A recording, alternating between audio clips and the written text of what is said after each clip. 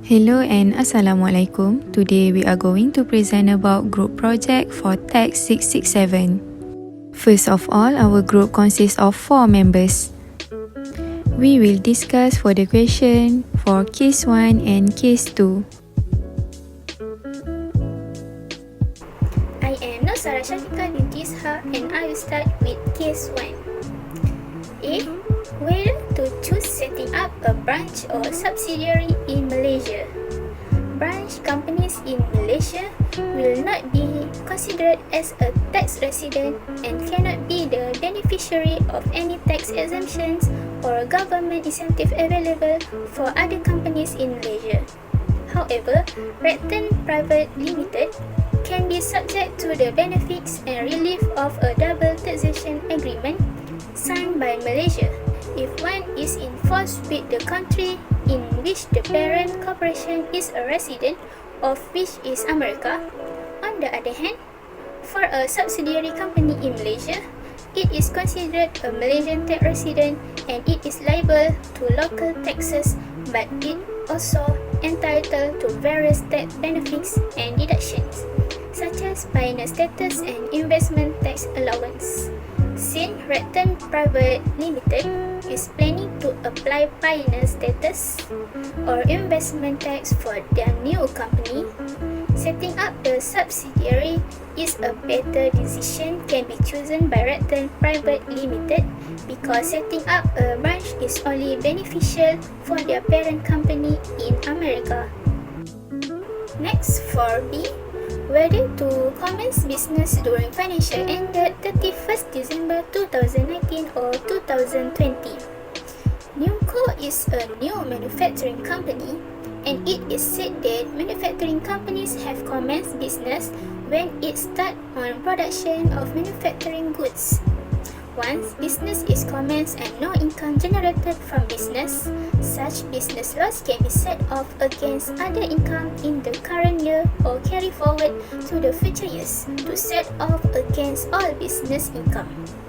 The commencement of business is the date when the company start conducting business. So, if NUCO start business in 2019, its financial years ended will be 31st December 2019, and if NUCO start business in 2020, its financial year ended will be 31st December 2020. Next, we will continue with the next presenter. I'm AFIFAH will explain for the question 1C.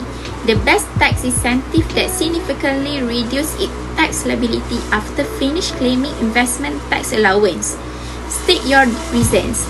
So the answer is the best tax incentive that can significantly reduce NUCO tax liability after claiming the investment tax allowance is reinvestment allowance. Reinvestment allowance is more commonly known as a second round incentive for the company after finishing the pioneer status or the investment tax allowance (ITA). This incentive is provided under Schedule 7A of the Act. Reinvestment allowance is available to manufacturing company if all the following conditions have been complied. Firstly, the company is a resident in Malaysia and has been a manufacturing operation for at least 36 months. Then, the company had incurred qualifying expenditure for either expansion, modernizing or automating or diversifying its existing manufacturing business within the same industry. Next, for the question 2A, advise PAMCOM on the disposal of its machinery in terms of timing, assuming all machines will be disposed to the external party except for the stamping machines. So the answer is, PAMCOM Sdn Bhd is expected to continue to incur huge losses in next financial years. The tax authority is empowered to claw back the capital allowance claimed in the previous years and treat it as a balancing charge in the year of the disposal. Machinery should be disposed to the external party after 2 years of the acquisition. PAMCOM Sdn Bhd should dispose its old machinery at the year ending 31st March 2020 instead of the following year in order to obtain a balancing allowance to shelter adjusted income. Hi, Hi, I am Lyana Adrina binti ROZAILEY. So I will continue about case 2, question B. The question is, advise PAMKA on how to save tax on the disposal of the stamping machine. So the answer is PAMKA, the company which is making loss in the business. The expected loss will be continue to be the next year also. While arranging the meeting top manager to come up with the idea to make the profitability. One of the suggestions related to this was replace the old machineries with sophisticated new machinery. The old machinery which was bought on 1st June 2019, they were decided to dispose the old machinery in the financial year or later. Next question is, state whether Dalmore Group of companies can make use of group relief to reduce tax liabilities in year of assessment 2020 and 2021. The answer is, in order for Dalmore Group of companies to make use of group relief to reduce tax liabilities in years of assessment 2020 and 2021, they need to fulfill the following condition. First, they must be tax resident and be within the group for the past 12 months. Second, each company's paid-up capital is more than 2.5 million ringgit at the beginning of year assessment. In this case, PAMKA has incurred a current year loss amounting 600,000 ringgit in year assessment 2020 and expected to incur huge losses next financial year of assessment. In order for Dalmore Group of companies to claim group relief, the claimant and the surrendering companies must have paid-up capital of ordinary share exceeding 2.5 million ringgit at the beginning of year assessment. Since PAMKA paid-up capital is only 2.3 million ringgit at the beginning of year assessment 2020, which is less than the requirement of 2.5 million ringgit, they have not fulfilled the conditions. Therefore, PAMKA cannot surrender adjusted loss, and Dalmore Group of companies cannot make use of group relief to reduce tax liabilities in year of assessment 2020 and 2021. Dalmore Group of companies only can make use of group relief if they increase the paid-up capital of PAMKA to 2.5 million ringgit or more at the beginning of year assessment 2021. So next slide we will continue by ATIQAH. Hi, I am ATIQAH binti AHIR. So now I will present about question 2D. So advise ROBA on the best method of financing its purchase of new machineries. State your reason. So the answer is, ROBA should choose leasing method to purchase of new machineries.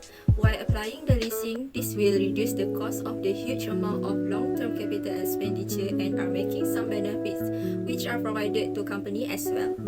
Leased equipment has got the benefit of taxation deduction for the 100% in this regard, which is most advantageous to the company and has to minimize the capital cost relating to the company while decided to purchase the new machinery in near future. So now I will present about question 2E. So advise Tamchi on which company should be taken over, TST Sdn Bhd or KY Sdn Bhd, and the method of acquisition, example by acquiring asset of share. So the answer is Tamchi Sdn Bhd should take over TST Sdn Bhd rather than KY Sdn Bhd, because Tamchi Sdn Bhd is very confident they can turn around TST Sdn Bhd into a profitable company within 1 year, as they have the expertise because of similar nature of business, and TST Sdn Bhd is a pioneer company, while KY Sdn Bhd is a loss-making company and have huge amount of unabsorbed loss. The tax attributes such as unabsorbed losses or tax incentive remain with the target company, and companies are allowed to carry forward their accumulated tax losses up to 7 years, and unutilized capital allowance to be set off against their future business income. While for dormant company, the accumulated tax losses and unabsorbed capital allowance can be disregarded if there is more than 50% chances in the shareholding. KY Sdn Bhd is still not the best choice for Tamchi Sdn Bhd to take over, because Tamchi Sdn Bhd and TST Sdn Bhd have a similar nature in business. So continuation from question 2E, method of acquisition that is suitable to use is the method of acquiring shares. The advantages of acquisition by shares is first, in a share acquisition, the acquirer is exposed to liabilities and exposure in the target company. The acquirer would need to carry out due diligence exercise on the target company's business in a stock acquisition compared to an asset acquisition. As Damci Sdn Bhd has a similar nature of business with TSB Sdn Bhd, it is suitable for Damci Sdn Bhd to use the method of acquisition by shares. That's all from us. Thank you for watching.